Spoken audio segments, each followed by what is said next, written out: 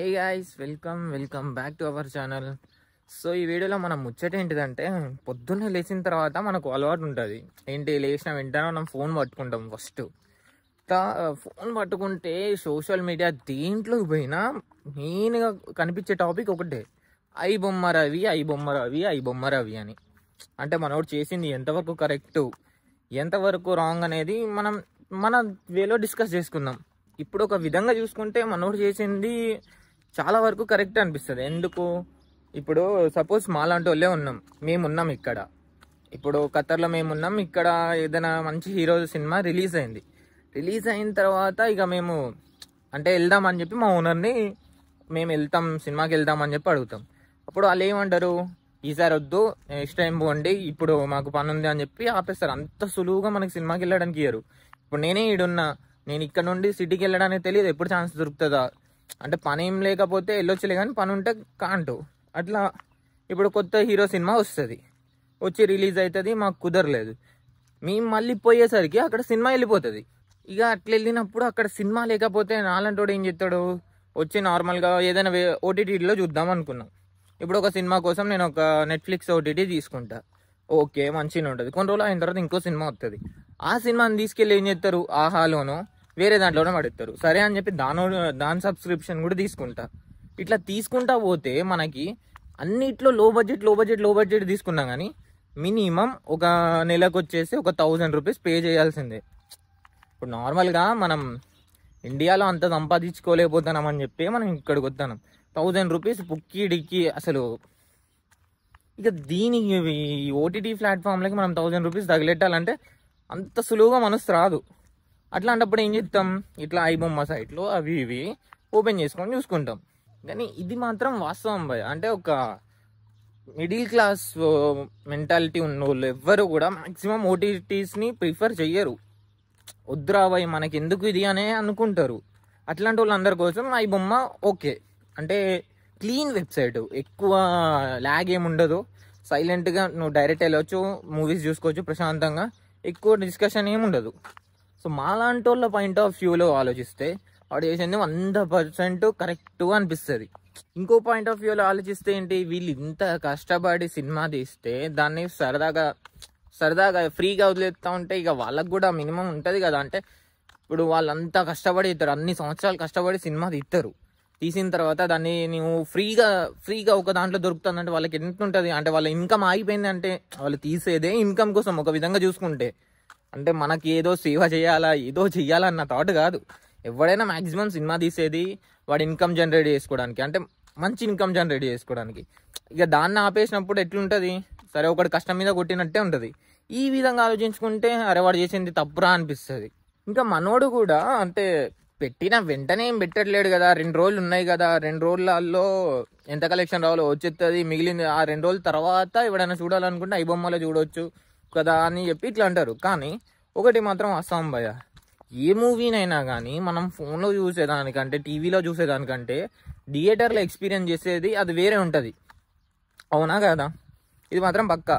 అంటే నార్మల్గా మీరు ఒక పాయింట్ ఆఫ్ వ్యూలో ఆలోచిస్తే ఏంటిది, మ్యాక్సిమం ఎవరైతే సినిమా పిచ్చోళ్ళు ఉన్నారో వాళ్ళందరూ మ్యాక్సిమం థియేటర్లకి వెళ్ళి చూస్తారు. ఐబొమ్మలు వస్తుంది కదా అంటే వస్తుంది ఐబొమ్మలో, కాకపోతే ఏంటిది ఆ ఎక్స్పీరియన్స్ పొందలేమన్న దాంట్లో ఉంటుంది అనమాట.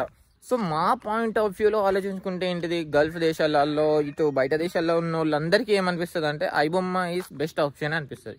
ఎందుకంటే మేము అన్నీ రెడీ చేసుకొని అంతా చూసేంతవరకు ఇక్కడ సినిమాలు ఆపరు.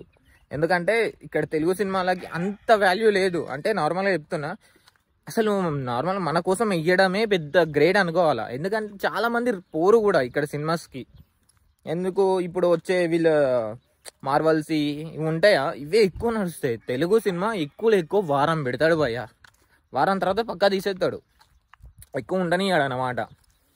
సో అట్లా చూసుకుంటే ఏంటిదంటే మా లాంటి వాళ్ళ కోసం ఐబొమ్మ బెస్ట్ ఆప్షన్ రా అనిపిస్తుంది.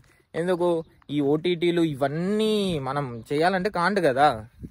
ఇప్పుడు సరే బ్రో, తెలుగు సినిమాలన్నీ అంటే వచ్చిన తెలుగు సినిమాలన్నీ ఒక ఓటీటీలో దొరుకుతాయంటే సరే, దానికి ఏదో ఎందుకు వచ్చిన తలనొప్పిరా అని చెప్పి తీసుకుంటాం. ఈ ఐబొమ్మ ఇవన్నీ ఎందుకు అని చెప్పి ఒక ఓటీటీ తీసుకుంటాం, ఓకే. అట్లా కూడా ఇయ్యరే ఇల్లు. అంటే ఇప్పుడు మ్యాక్సిమం అన్ని సినిమాలు చూడాలనుకున్నాడు అనుకోండి, అప్పుడు నాలాంటోడు ఉంటాడు, నాలాంటోడికి అన్ని సినిమాలు జస్ట్ టైంపాస్ అంతే, టైంపాస్ కోసం చూడాలా. అట్లాంటోడికి ఒక ఓటీటీ తీసుకుంటే సర్లే అనుకుంటాడు. అన్ని ఓటీటీలు తీసుకోవాలంటే ఎందుకు తీసుకుంటా నేను? నార్మల్గా చెప్పండి, అసలు ఎందుకు తీసుకుంటా అన్ని ఓటీటీలు? అరే ఏంట్రా భయ్, మీరు అన్ని కలిపి ఒక దాంట్లో పెట్టచ్చు కదా అంటే పెట్టరు.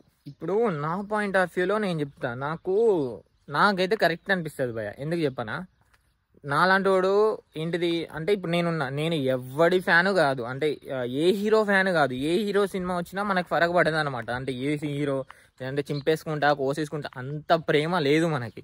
మనం జస్ట్ ఏంది టైంపాస్ కోసం సినిమా చూస్తాం.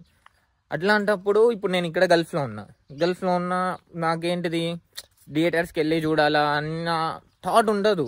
అరే అంటే నార్మల్ వాళ్ళు వచ్చిన తర్వాత ఉంచేదే వారం, ఆ వారంలో నాకు కుదరాలా, నేను వెళ్ళడం కుదరాలా, నేను పోయి చూడడం కుదరాలా, ఇవన్నీ సెట్ కావాలా. ఇవన్నీ సెట్ కాకపోతే అది సినిమా మిస్ అయిపోతుంది.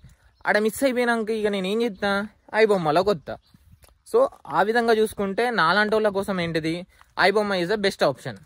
మళ్ళీ బ్రో ఈ ఓటీటీ వాళ్ళు అంటే ఇచ్చేది కూడా ఒక ప్యాకేజ్ ఇచ్చి, అంటే ఎట్లా వన్స్ ఒకసారి తీసుకుంటే మనకి లైఫ్ టైం ఫ్రీ అన్నట్టు కూడా వదలరు.